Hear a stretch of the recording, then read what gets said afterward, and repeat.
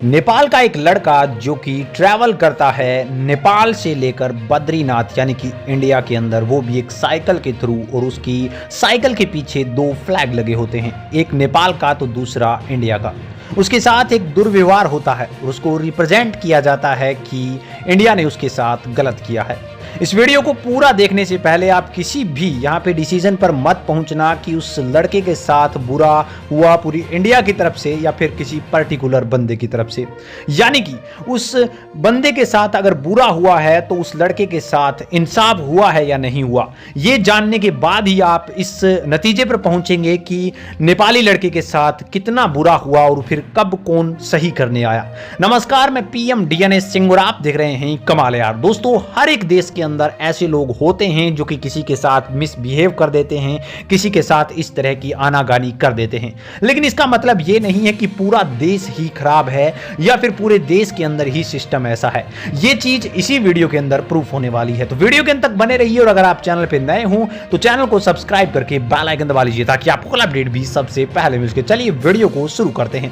दोस्तों, सबसे पहले हम जानते हैं कि ये लड़का कौन था। तो इसका नाम था विश्वास राय, जो कि यहाँ पे डिस्ट्रिक्ट की अगर बात करें तो इलाम का था, और वो यहां पे शुरू करता है ये यात्रा 25/6/2023 को, जो कि एक अकेला आता है नेपाल टू केदारनाथ, और उसके पास कोई भी पैसा नहीं होता है। और इसी को लेकर ये जो यात्रा थी वो काफी ज्यादा एक्साइटेड थी कि एक लड़का जो कि यहां पे आ रहा है वो भी एक साइकिल के जरिए, उसके पास पैसा भी नहीं है, उसके बावजूद वो इतना बड़ा टूर कैसे करेगा। और ये 10/3/2080 जो कि यहां पे तारीख दी गई है अपने कह सकते हैं हिंदू कैलेंडर के हिसाब से, वो आता है यहाँ पे और जब बद्रीनाथ के दर्शन करता है और उसके बाद एक रेस्टोरेंट के अंदर रुकता है। मैं आपको बता दूं कि जब वो रेस्टोरेंट के अंदर रुकता है तो उस रेस्टोरेंट के मालिक ने उसे चाय पिलाई, उसके बाद उसे खाना खिलाया, लेकिन उसके बाद उसे पास में बुलाकर पूछा कि आप जो काठमांडू के अंदर पशुपतिनाथ मंदिर है उसके बारे में जानते हैं। तो लड़का कहता है कि हाँ मैं जानता हूं।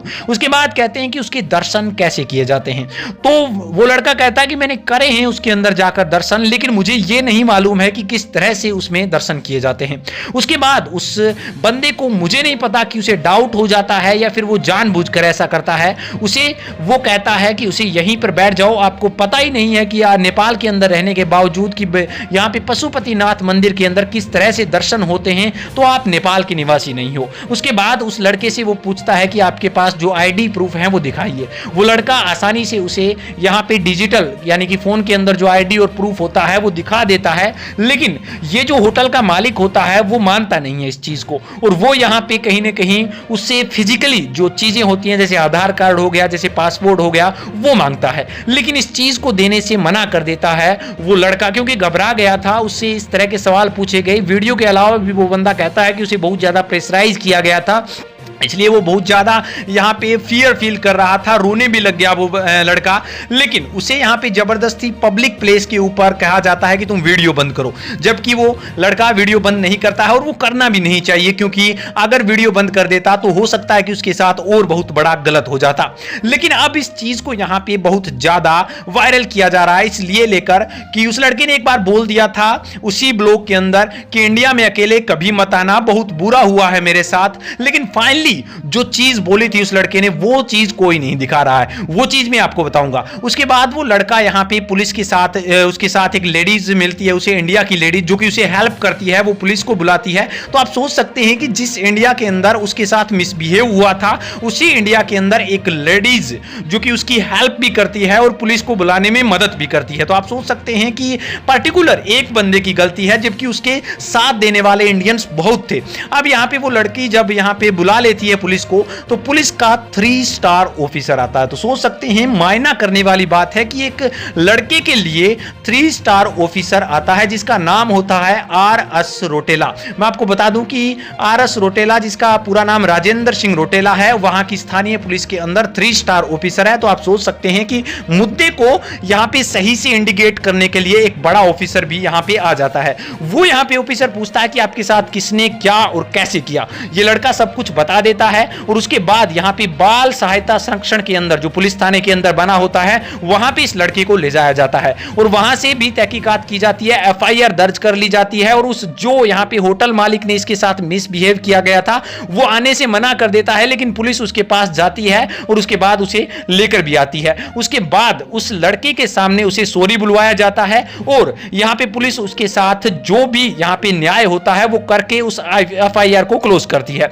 उसके बाद यहाँ पे इस लड़के ने दोबारा से एक वीडियो अपलोड करा है और उसके अंदर कहा है कि सभी लोग बुरे नहीं है, पर्टिकुलर उसने मेरे साथ मिसबिहेव किया, लेकिन यहाँ के प्रशासन ने मेरे साथ बहुत अच्छा बिहेव किया है, मेरे लिए सब कुछ करके दिया है जो कि एक आम नागरिक के साथ करना चाहिए या फिर एक टूरिस्ट के तौर पर मुझे मिलना चाहिए। और यहाँ पे 3 स्टार राजेंद्र सिंह जो हैं उन्होंने मेरे लिए सब भगवान की तरह यहाँ पे सहायता की है, ना किसी यहाँ पे भेदभाव के साथ, जबकि उन्होंने इस कदर सहायता की है कि मैं मुसीबत में हूं और पुलिस का काम होता है मुसीबत से बाहर निकालना किसी को भी, और वही करके दिया है। तो उन्होंने लास्ट में ये भी बोला था कि जो कुछ भी हुआ उसे भूल जाइए और इंडिया और नेपाल के अंदर सभी लोग बढ़िया हैं। पर्टिकुलर किसी एक बंदे के मिसबिहेव के कारण, पर्टिकुलर किसी एक बंदे की यहाँ पे हम कहें कि बदतमीजी के कारण हम पूरे इंडिया को बिल्कुल भी यहाँ पे इलिगेट नहीं कर सकते। और मेरे साथ फाइनली सही हुआ है, एकदम सही से प्रॉपरली वर्क हुआ है।